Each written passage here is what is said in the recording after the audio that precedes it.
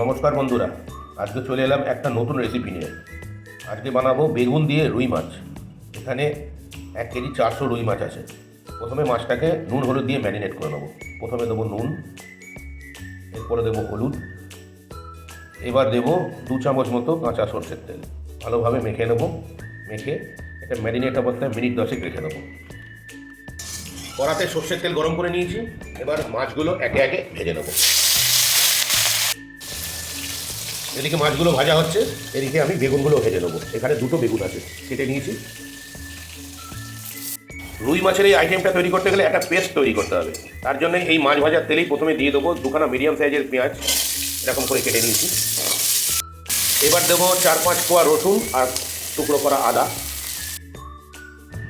1 চামচ গোটা ধনে আর 1 চামচ গোটা জিরে। আদা রসুন পেঁয়াজগুলোকে মিনিট খানেক মতো নাড়াচাড়া করে নিয়েছি। এবার দেবো 2টো মিডিয়াম সাইজের টমেটো কুচি, ভালো করে নাড়াচাড়া করে নেবো। ঝালের জন্য দেবো কাঁচা লঙ্কা আর 2টো শুকনো লঙ্কা, ভালো করে মিশিয়ে নেবো। আদা রসুন পেঁয়াজ টমেটোগুলো ভালোভাবে রোস্ট করা হয়ে গেছে, ফ্রাই করা হয়ে গেছে। এবার এগুলো একটা পাত্রে ঢেলে নেবো। ঢেলে ঠান্ডা করে একটা স্মুথ পেস্ট বানিয়ে নেবো। এবার মাছের ঝোল তৈরিতে যাব। প্রথমে কড়াতে সরষের তেল গরম করে নিয়েছি, এটা দেবো কালো জিরে ফোড়ন।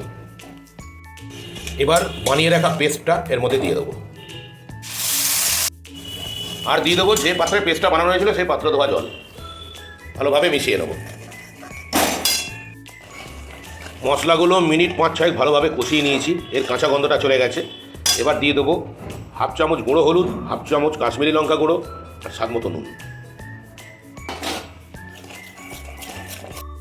মশলাগুলো ভালোভাবে কষানো হয়ে গেছে। এবার দিয়ে দেবো পরিমাণ মতো জল। ঝোলটা সুন্দর ফুটে উঠেছে। এবার ভেজে রাখা মাছগুলো একে একে দিয়ে দেবো। এবার ভেজে রাখা বেগুনগুলো সব দিয়ে দেবো। ভালোভাবে মিশিয়ে নেব। আমাদের বেগুন দিয়ে রুই মাছের ঝোল অলমোস্ট রেডি। সবশেষে দিয়ে দেবো 1/2 চামচ গুঁড়ো গরম মশলা।